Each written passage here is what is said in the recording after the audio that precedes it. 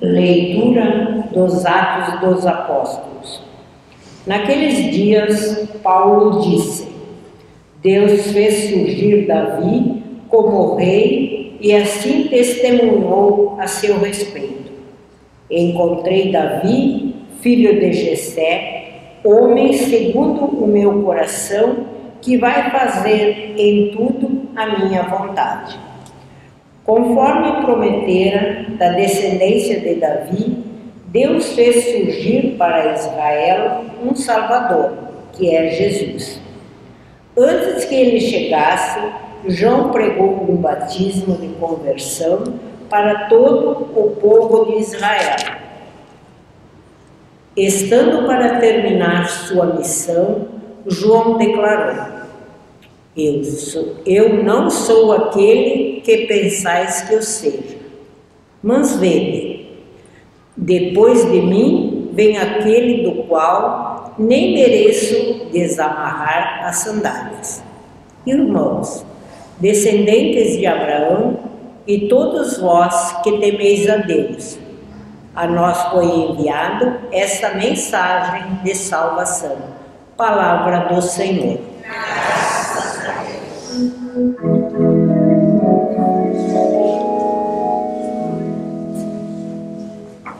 Aleluia, aleluia, aleluia,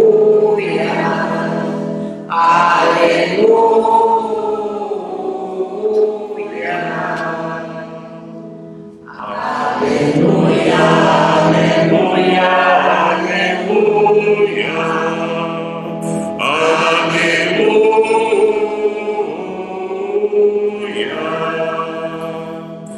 Serás chamado, ó menino, o profeta do Altíssimo. Irás diante do Senhor, preparando-lhe os caminhos.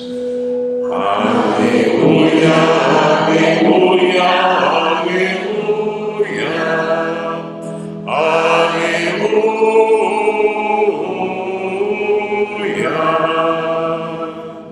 O Senhor esteja convosco.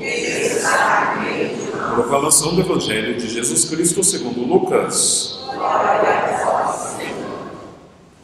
Completou-se o tempo da gravidez de Isabel, e ela deu à luz um filho. Os vizinhos e parentes ouviram dizer como o Senhor tinha sido misericordioso para com Isabel, e alegraram-se com ela. No 8º dia foram circuncidar o menino, e queriam dar-lhe o nome de seu pai, Zacarias. A mãe, porém, disse: Não, ele vai chamar-se João. Os outros disseram: Não existe nenhum parente teu com esse nome. Então fizeram sinais ao pai, perguntando como ele queria que o menino se chamasse. Zacarias pediu uma tabuinha e escreveu: João é o seu nome. E todos ficaram admirados. No mesmo instante, a boca de Zacarias se abriu, sua língua se soltou, e ele começou a louvar a Deus. E todos os vizinhos ficaram com medo, e a notícia espalhou-se por toda a região montanhosa da Judéia. E todos os que ouviam a notícia ficavam pensando: o que virá a ser este menino? De fato, a mão do Senhor estava com ele. E o menino crescia e se fortalecia em espírito. Ele vivia nos lugares desertos até o dia em que se apresentou publicamente a Israel. Palavra da salvação. Glória a vós, Senhor. Podem sentar, meus caros, os que nos visitam, os que hoje vêm rezar pelos seus entes falecidos, nossas sinceras condolências. Nas quartas-feiras, nesta paróquia, costumamos usar este espaço da homilia para fazer uma catequese sobre algum aspecto da nossa fé cristã católica. E hoje o tema que nos ocupará durante alguns instantes é aquela frase que tem se tornado cada vez mais comum: eu creio em Deus, mas não creio na religião. Uma música que fez muito sucesso alguns não muitos decênios, dizia assim na sua tradução do inglês para o português: imagine que não houvesse nenhum país, não é difícil de imaginar, nenhum motivo para matar ou morrer, e nem religião também. Era a música inédita do John Lennon. Uma vez eu ouvi, por incrível que pareça, no momento de ação de graças de uma missa em uma determinada paróquia: imagine que não houvesse nenhuma religião. É possível crer em Deus e não crer na religião? Para responder a esta pergunta, é preciso que façamos a distinção de alguns termos, a conceitualização de algumas palavras-chave. Crer em Deus significa ter fé. Mas ter fé não é necessariamente sinônimo de crer em Deus. Há quem tenha fé em espíritos, há quem tenha fé em fadas e doentes, há quem tenha fé em coelho da Páscoa, Papai Noel, enfim, cada um tem fé naquilo que queira. Mas, quando tomamos fé no sentido religioso, significa acreditar em alguma divindade. E aqui já se diferem as diversas religiões de acordo com a identidade da divindade que é apresentada. Portanto, não é verdade aquela expressão que afirma que tanto faz a religião porque Deus é o mesmo. Pois não é, não é. Embora em si o Deus Nosso Senhor seja único e o mesmo, cada religião apresenta um Deus diferente. Se pedíssemos aqui uma apresentação da imagem de Deus proposta pela Igreja Universal do Reino de Deus, uma imagem de Deus proposta pela Igreja Católica e Apostólica Romana, e uma imagem de Deus proposta pela Igreja de Jesus Cristo dos Santos dos Últimos Dias, nenhuma dessas imagens seria coincidente. Seriam imagens de Deus diferentes. Então, muitas vezes nós podemos ter fé em Deus, tanto de acordo com a religião que por nós é seguida nos propõe, ou ainda podemos ter uma fé em Deus criada à nossa imagem e semelhança, no sentido de que formulamos nós uma determinada imagem de Deus e projetamos nesta imagem a nossa fé, que talvez não seja ligada a nenhuma religião, mas talvez seja, porque mesmo quando seguimos uma religião, podemos afirmar que cremos no Deus proposto por aquela religião, exceto sobre estes ou aqueles aspectos. Podemos ainda filtrar dentro de uma religião quais os aspectos de Deus que cremos, que nos sejam apresentados por essa religião, e quais não cremos. Isto é ter fé. Há que se diferenciar também religião e filosofia de vida. Filosofia de vida significa ter alguns princípios básicos a partir dos quais orientamos a nossa existência. Princípios estes que talvez nos foram transmitidos pelos pais, que talvez foram sofrendo alguma elaboração na medida em que fomos avançando no aprendizado intelectual, que foram sendo purificados ou modificados ou fortalecidos. Mas o que difere a filosofia de vida da religião? Na religião, também guiamos a nossa vida por princípios básicos, mas acrescente-se o culto que prestamos à divindade na qual nós cremos. Na filosofia de vida não existe um culto a Deus. Na religião não existe. Mantém-se os princípios de vida, uma filosofia, mas também presta-se um culto à divindade. Isto em âmbito geral, para falar das diversas religiões, cujo culto vai diferenciar-se conforme o Deus apresentado por aquela religião, os princípios e doutrinas ensinados por aquela religião. Mas agora nós vamos olhar para dentro de casa, para a Igreja Católica Apostólica Romana.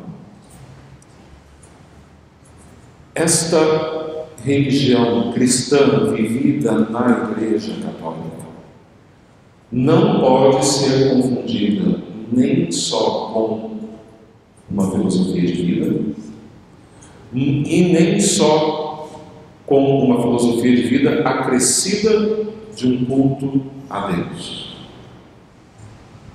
Porque, e aqui está creio eu que por ignorância, não no sentido pejorativo da palavra, mas por falta de conhecimento, a grande falha de não poucos católicos que confundem ser católico praticante com a prática do culto a Deus na Igreja Católica.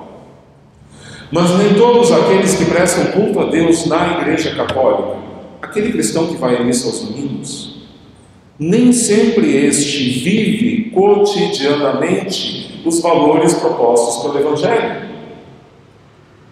Vai à igreja, presta o seu culto, muitas vezes piedosamente, sem falta de reta intenção, mas pensa ao sair da igreja: bom, prestei um culto a Deus, tchau e bênção, nos vemos no domingo que vem, agora vou tratar dos meus negócios ilícitos, agora vou me encontrar com aquela pessoa com a qual eu não deveria estar me encontrando, ou vou explorar esta ou aquela pessoa, enfim, vive no dia a dia de forma contraditória com os valores propostos no Evangelho. Esta pessoa frequenta a religião, sim, mas não a vive.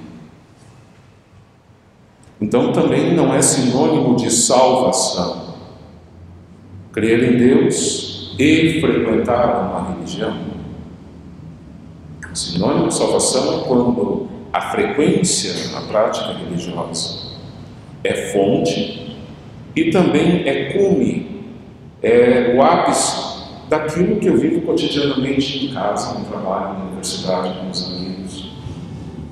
Aí sim, esta religião, esta vivência religiosa é causa de salvação para nós. Porque eu dizia que a Igreja Católica não é apenas um lugar onde se presta culto ao Deus apresentado e defendido pelo creio em Deus Pai, conforme professamos na Igreja Católica. Porque o culto católico, o culto cristão católico não se restringe à prática disso que estamos fazendo aqui. O culto católico cristão é o culto que se dá a Deus no altar do mundo, nos nossos corações. Se não houver uma simbiose, uma equivalência entre o que celebramos aqui e o que vivenciamos lá fora, nós vivemos de forma desconexa a nossa fé, a nossa religião. Então não tem sentido dizer. Seria o mesmo que dizer assim: o marido, a esposa, eu te amo, e repete muitas vezes. Mas dizer com os lábios é fácil. Quando chega o momento de precisar contar com o marido ou com a mulher para alguma situação mais difícil, ou a pessoa que diz a outra: eu te amo, mas nunca tenho tempo para te ouvir, eu não tenho tempo para te escutar, eu não tenho tempo para estar ao teu lado, daqui a pouco chega a se questionar: como assim? Até que ponto este amo é verdadeiro, se não se traduz em prática? Daí a pergunta: até que ponto eu dizer eu creio em Deus pode ser afirmado como verdadeiro, se esta crença em Deus não me leva a um culto a Deus? O que é o culto a Deus? Reconhecer o Deus enquanto aquilo que Ele é, meu Criador, ao qual eu devo obediência, ao qual eu devo honra, louvor e glória. Meu Deus que vai ditar os princípios que vão guiar a minha vida. Por isso eu preciso estar em sintonia, escutar o que Ele tem a me dizer na sua palavra. Eu quero estar em comunhão com Ele pela Eucaristia. Então dizer eu creio em Deus é fácil. Até um papagaio, se ensinarmos bem, o diz. Mas mesmo muitos humanos que afirmam crer em Deus e mesmo frequentam a religião, ainda talvez não tenham compreendido o verdadeiro significado disto. Outrora eu usei uma homilia aqui o caso de um jovem cristão católico, amigo de infância de um outro jovem ateu, confesso. E o ateu, conhecendo o amigo, lhe perguntava: mas tu crês em Deus? Ah, eu creio, disse o católico. E tu crês que Ele está naquele pedacinho de pão branco, tão sem graça, sem gosto? Eu creio, Jesus disse: isto é o meu corpo. E aí o católico caiu na armadilha que o ateu queria que ele caísse. porque o conhecia e perguntou: mas vem cá, tu vais à missa? De vez em quando, disse o católico. Ao que o ateu me disse: olha, por questão de coerência, se eu acreditasse, eu iria. Pelos frutos conhecemos a árvore, nos diz Nosso Senhor no Evangelho que escutaremos esta semana, ainda no final do discurso do Sermão da Montanha.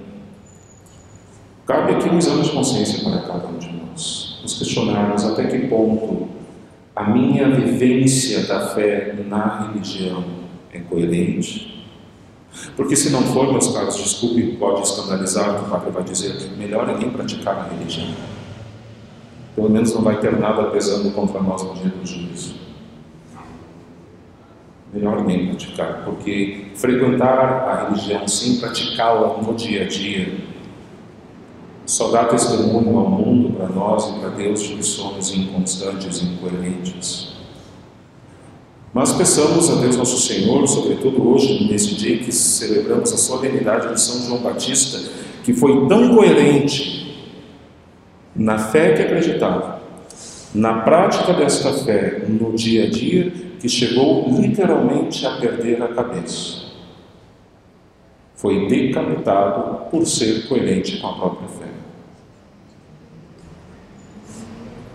Mas, como diria uma jovem santa que foi morta por querer honrar a própria virgindade, ela exclamou: antes morrer que ofender a Deus. Antes morrer que ofender a Deus. Foi o que fez São João Batista.